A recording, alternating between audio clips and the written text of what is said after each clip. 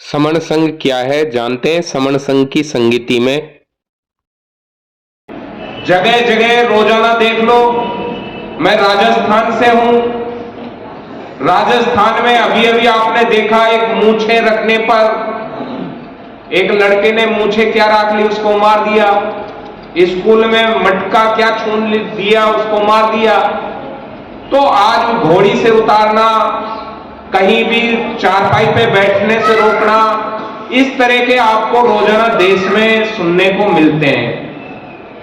अब यहां तो यूपी है और उत्तर प्रदेश से हमने बहुत कुछ सीखा है। भाई बहुजन मूवमेंट को यहां पर साकार रूप में ला करके आप लोगों ने दिखाया है। लेकिन अब क्या स्थितियां रही, क्यों हम स्थायी रूप से उसको नहीं बचा पाए? आज हमारी हालत आपके सामने है।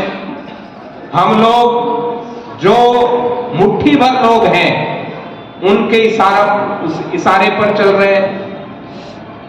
क्यों चल रहे हैं? क्योंकि जो अभी बताया कि उनका संघ मजबूत है, उनके संघ के इशारे पर सारी सरकार, सारा प्रशासन चलता है, क्योंकि संघ मजबूत है।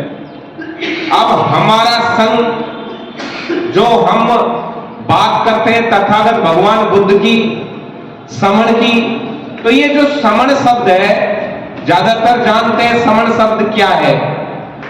ज्यादा अगर जानना है तो बाबा साहब ने बुद्ध एंड धम्मा में समणा और बमणा कई जगह जिक्र किया है। समण कौन है, बमण कौन है? इस देश के जो मूल निवासी हैं वो समण थे और जो विदेशी आए वो बमण थे। बमण का मतलब हुआ है वोमिटिंग करना, उल्टी करना। जो समणों के उल्टे थे, जिनके क्रियाकलाप उल्टे थे, जो मानवता को नहीं मानते थे, यथार्थ को नहीं मानते थे, वो लोग बमण थे। और जो भारत में प्रकृति को मानते थे, सारे प्रकृति के नियमों पर चलते थे, वो समण थे। यहां पर जो मैगस्थनीज आया, उसने एक बुक लिखी इंडिका। इंडिका में पूरा वर्णन है समणों का और बमणों का। और ज्यादा क्या देखो, किसी भी जिनको हम गाली बकते हैं ना मंचों से, उनकी कहानियां देख लो। माता बहनें आज भी जो उनके चक्रव्यूह में फंसी हुई हैं, उनकी कहानियां पढ़ती हैं जब व्रत करती हैं। उसमें क्या लिखा हुआ है वह व्रत में? फला औरत ने फला व्रत किया और उसने व्रत नहीं तोड़ा, वो कहानी सुनने गई। एक गरीब बमणा, हर जगह मिले, कोई भी कहानी की शुरुआत यहां से मिलेगी। एक गरीब बमणा समणा के घर भीख मांगता है, यानी कि समण के घर जाके भीख मांगता है। अब जो भीख मांगने वाले थे वो तो राजा बन गए, वो तो शासक बन गए, और जो शासक थे वो याचक कैसे बन गए? ये सब इसका मूल कारण हुआ कि हमने हमारा संग छोड़ दिया। जो हमारा, हम संघवादी थे, हम संग रहते थे।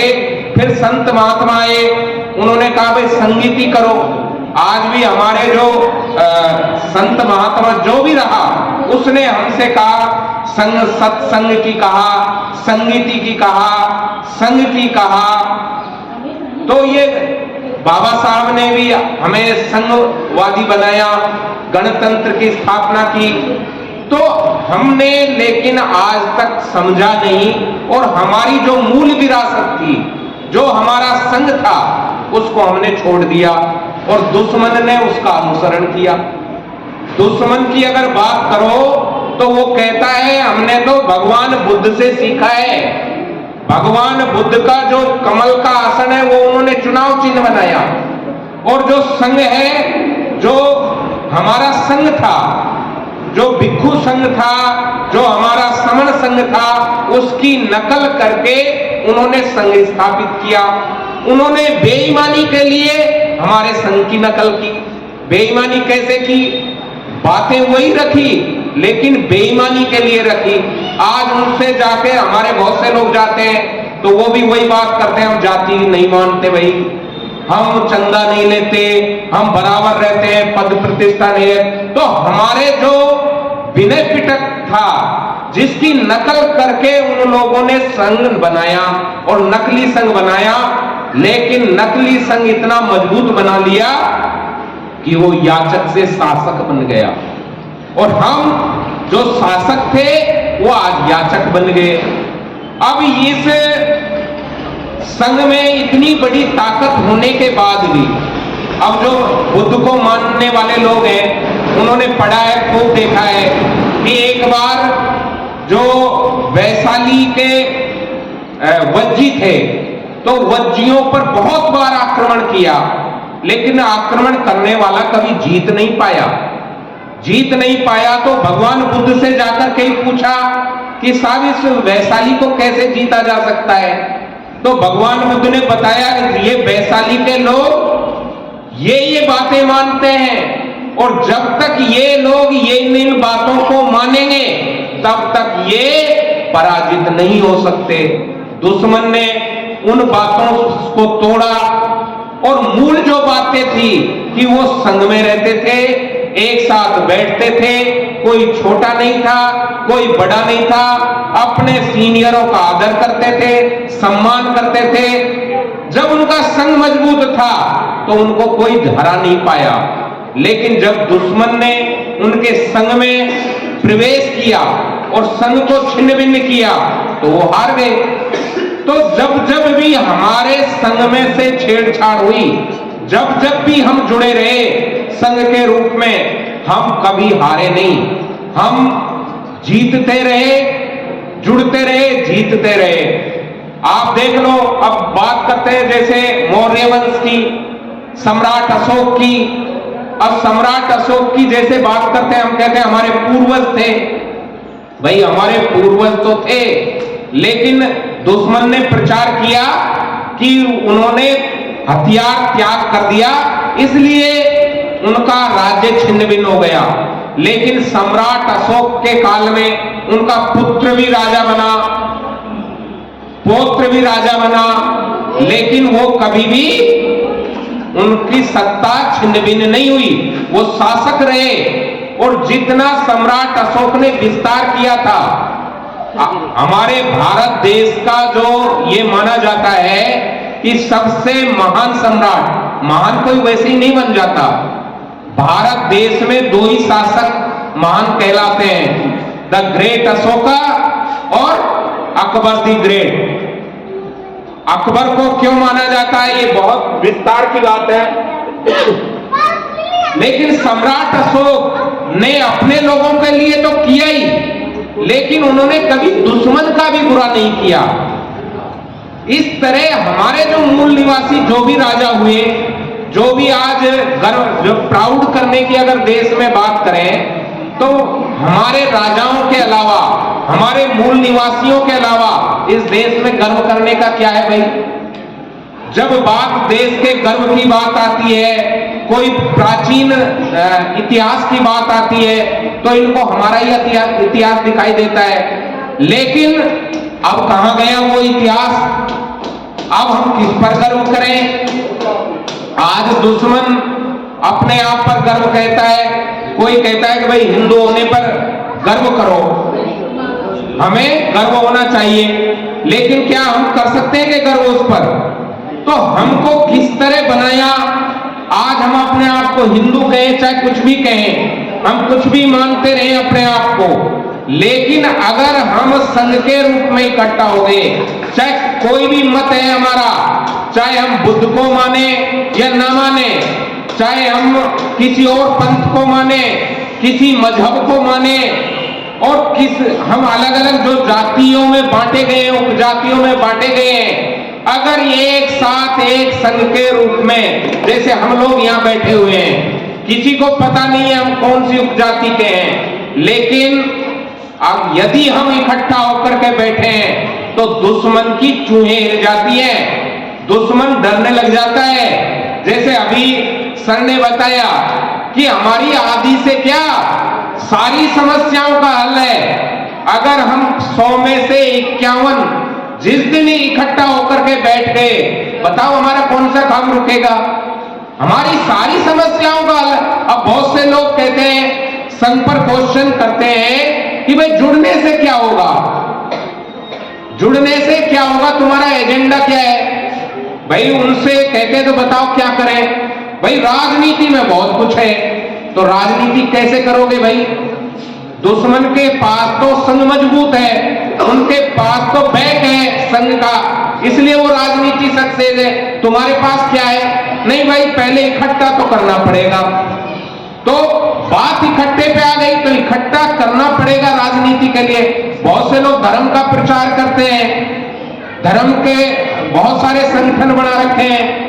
अब वो बात करते हैं, फिर कहते हैं धर्म, हम तो धर्म का प्रचार करते हैं, बाबा साहब ने हमें बौद्ध धर्म दिया है और हमारा सबसे बड़ा कारण है, अगर बौद्ध बन गए तो सारी समस्याओं का हल हो जाएगा। भाई कैसे बनाओगे, तुम्हारा पड़ोसी नहीं मानता तुम्हारी बात, बराबर का भाई नहीं मानता, तो तुम पूरी दुनिया का ठेका कैसे लेते हो। जब तक तुम चाहे कोई भी धर्म मान लो, अगर इकट्ठा होकर के नहीं बैठे, न तुम्हारा धर्म चले, न तुम्हारी राजनीति चले, न तुम्हारा अर्थ चले, न तुम्हारा समाज चले। तुम्हें संघ के रूप में इकट्ठा होना ही होगा।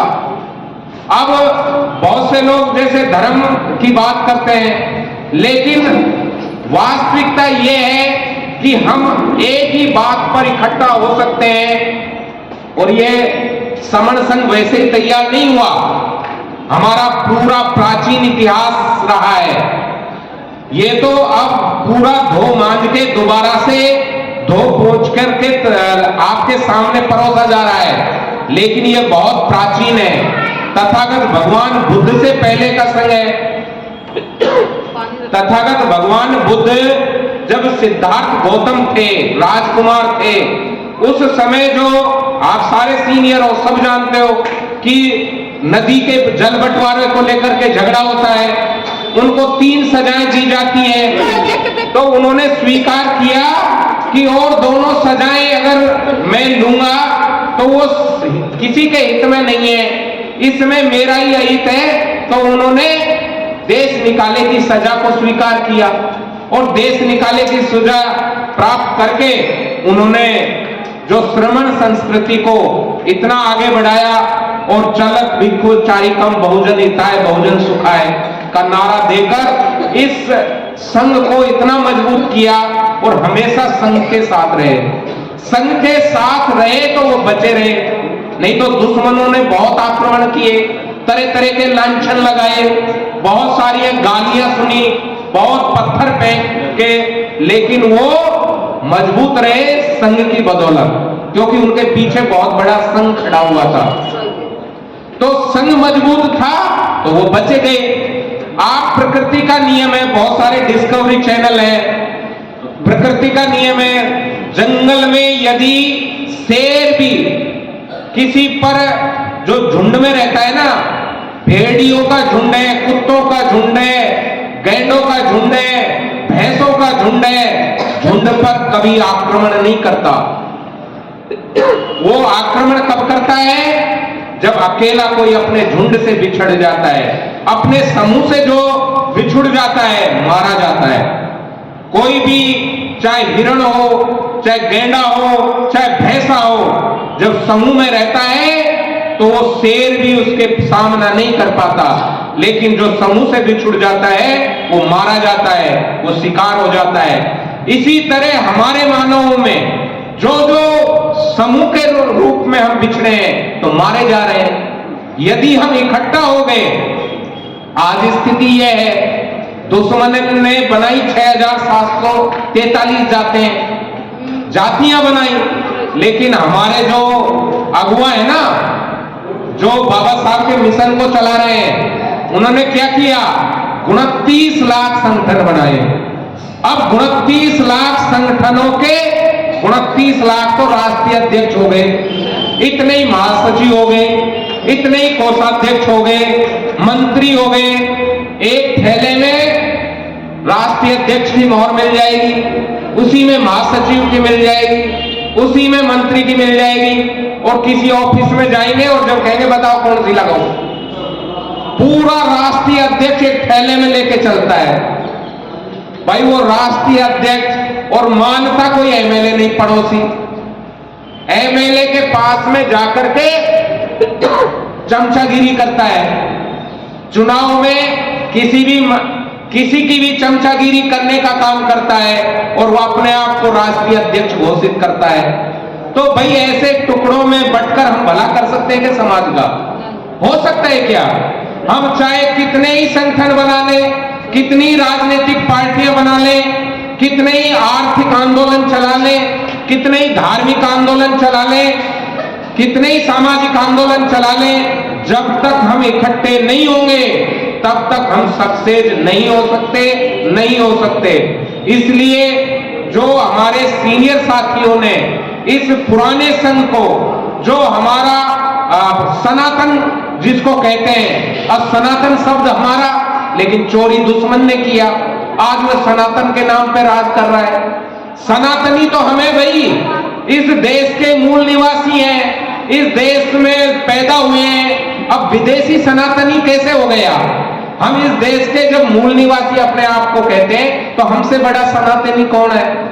अब सनातन धर्म को मानने वाले हम, प्रकृति के धर्म को मानने वाले हम, हमारे जीन में है, हमारे ब्लड में है, क्योंकि हमने देखा कि हम कभी भी नेताओं के भरोसे जब रहे मारे गए हैं। नेताओं पे हमने भरोसा करके देख लिया, पूरे समाज ने साथ देके भी देख लिया, लेकिन नेता कब बिक जाए कोई विश्वास नहीं है। नेता बिक सकता है लेकिन ये संघ कभी नहीं बिक सकता। क्यों नहीं बिकेगा भाई? क्योंकि संघ का कोई मालिक नहीं है, संघ का कोई मालिक नहीं है। हम सब मिलकर के जो फैसला लेते हैं वो फैसला होता है। अब इसको कोई पकड़े कि भाई ये संघ है, बताओ इसका आयोजक कौन है, तो हम सब मिल करके हैं। अब इसका रजिस्ट्रेशन क्यों नहीं होता? क्योंकि रजिस्ट्रेशन होता है किसी प्रॉपर्टी का, किसी जमीन जायदाद का, जिसका कोई मालिक होता है। अब संघ का जब कोई मालिक ही नहीं है तो इसका रजिस्ट्रेशन कैसे होगा? इसलिए इसका रजिस्ट्रेशन नहीं होता। चंदे की जरूरत क्या है भाई?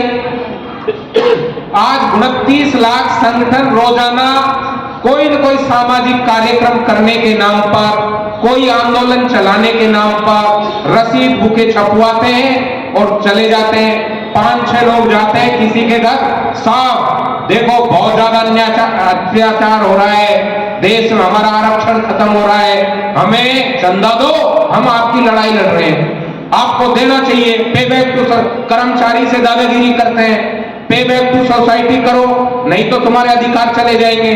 अब भाई पे बैक टू सोसाइटी करते करते आज 70 साल हो गए, हुआ क्या? हमारा आरक्षण चला गया, हमारे अधिकार चले गए, जितनी थोड़ी बहुत हमारा जो राजपाट आया था वो भी चला गया, वो भी छिन्न भिन्न हो गया। जो हमारे थोड़ी बहुत आरक्षण के कारण थोड़ी उन्नति हुई थी वो भी खत्म हो गई, सारे रास्ते रोक दिए। जो हम पहले प्राचीन काल से देश के मालिक थे, शासक थे, वो याचक बन गए। तो ये 29 लाख संगठन जो रात दिन काम कर रहे हैं, 4 लाख एक्टिव जो संगठन है, वो कर क्या रहे थे भाई? अधिकार जो वो समाज के लिए काम कर रहे थे और काम कर रहे थे, रिजल्ट आना चाहिए था, रिजल्ट उल्टा कैसे हो गया? हमारे हक अधिकार चले कैसे गए? तो ये तो बहुत बड़ी गड़बड़ हो गई। क्यों हुआ? क्योंकि उन्होंने क्या किया? आज किसी भी संगठन को देख लो जो बड़ा संगठन है, उन्होंने विदेशों में जाकर के बहुत बड़ी पूंजी इकट्ठा कर ली। 1-2 संगठन तो ऐसे हैं जिनके 20-20, 30-30 करोड़ अकाउंट में है। समाज का क्या भला हुआ भाई? तुमने अपने अच्छे महल मकान बना लिए, गाड़ी घोड़े खरीद लिए, बड़ा ऑफिस बना लिया, अपने आप को राष्ट्रीय अध्यक्ष कहने लगे। समाज का क्या हुआ? समाज के हक अधिकार चले गए, बच्चे बेरोजगार होने लग गए, जो थोड़ा बहुत व्यापार में करने लगे थे वो खत्म हो गया, कोई रास्ता नहीं बचा। लेकिन हमारे महापुरुषों ने एक रास्ता जो दिया, जो हमारा प्राचीन रास्ता था, संघ का रास्ता, कि भाई तुम्हें यही बचाएगा। जब जब तुम पर कोई अन्याय अत्याचार हो, जब तुम मरने लगो तो सारे काम छोड़कर इकट्ठे हो जाओ। ये प्रकृति का नियम है। गांव में भी आप देखते हो, मोहल्ले में, हमारे घर में भी कोई ट्रेजेडी हो जाती है, हमारे सब परिवार वाले इकट्ठे हो जाते हैं, उस समस्या को हल करते हैं। गांव में जब कोई समस्या आ जाती है, पूरा गांव इकट्ठा होता है और उस समस्या का हल कर लेता है। इसी तरह जिले की समस्या का जिला हल करता है। लेकिन ये हमारी देशव्यापी क्या अंतरराष्ट्रीय समस्या है। हम जीते जी भी उस जाति में रहते हैं और मरने के बाद भी वो जाति खत्म नहीं होती। अगर उसे वास्तव में खत्म करना है तो हमें हमारा प्राचीन सारे काम छोड़कर, अब सारे काम कौन से छोड़े भाई? सारे काम छोड़ो। कौन से? सबसे पहला जो सबसे बड़ा काम है पद प्रतिष्ठा मंच माला का। ये पद से लगे हुए हैं हम, भाई मैं तो कुर्सी पे बैठूंगा, मुझे मंच नहीं मिला तो मैं वहीं नहीं जाऊंगा, मैं उस कार्यक्रम में शामिल नहीं होऊंगा। तो अपने ये काम छोड़ दो, पद प्रतिष्ठा मंच माला, और ये छोड़ के जमीन पे आ जाओ, जाजम पर बैठना शुरू कर दो, समाज के बीच में इकट्ठा होना शुरू कर दो, अपनी सारी समस्याओं का हल हो जाएगा। जिन्होंने भी, जो भी आज देख लो, सिख है, सिख समाज अगर विदेश में भी है और उस पर कोई अड़चन आ जाती है, यहां आंदोलन करता है, उसकी समस्या सॉल्व हो जाती है। इसी तरह यदि हमारी समस्या का हल हम अगर संघ के रूप में मजबूत होंगे तो हमारी समस्या का हल हो जाएगा। क्योंकि प्राचीन काल में भी हुआ है, वर्तमान में भी होगा और भविष्य में भी होगा। तो हम, क्योंकि हमने देखा है प्रकृति का नियम है, और दुश्मन ने जब नकल करके इतना मजबूत संघ कर लिया तो फिर हम तो मूल निवासी हैं, हम तो जन्मजाति संघी हैं, हमारे तो ब्लड में संघ है। तो भाई ये बीच में कहां से आ गया? हमारे ये संगठनों के पदाधिकारी बनने का लालच कहां से आ गया? ये हमारा राजा बन, क्योंकि ये मनुस्मृति है। मनुस्मृति में एक राजा होता है, मंत्री होता है, उसके मंत्री परिषद होती है, और वो फैसला राजा जो लेता है जनता को मानना होता है। लेकिन हम गणवादी हैं, हम गण परिषद के गणों को मानने वाले हैं। हमारा तो संघ जो फैसला लेता है वो राजा को मानना पड़ता है। राजा कुछ नहीं होता यहाँ, क्योंकि आपने देखा शुद्धोधन के इतना बड़ा जमींदार था, इतने सारे बैल उनके हल चलते थे, बहुत जमीन थी, लेकिन जब संघ ने फैसला किया अब सिद्धार्थ को यह सजा होगी तो उनको माननी पड़ी। तो हमारे यहाँ राजा महत्वपूर्ण नहीं है, हमारे यहाँ संघ महत्वपूर्ण है। तो हम यदि अपने आप को 3 बार घर में बुद्धं शरणं गच्छामि, धम्मं शरणं गच्छामि, संघं शरणं गच्छामि करना, करो या मत करो, लेकिन वास्तव में अपने पुराने संघ में आ जाओ, अपने संघ को मजबूत कर लो, सभी समस्याओं का हल हो जाएगा। कोई तुम्हारा न घोड़ी से उतारेगा, न तुम्हें मूंछ रखने से रोकेगा, न कोई मटके छूने से रोकेगा। तो ये जो हमारा मूलों का मूल संघ है उसको मजबूत करें, क्योंकि आज हमारी जो स्थिति है, हम एक दूसरे जो संगठन और संघ में बहुत रात दिन का अंतर है। संगठन आज तक इतिहास में देख लो, कोई भी अगर यदि संगठन बना है तो वो टूटा है, उसके टुकड़ा होना निश्चित है। संगठन टूटेगा, संघ टूटेगा ही कैसे भाई? इसका कोई मालिक ही नहीं है।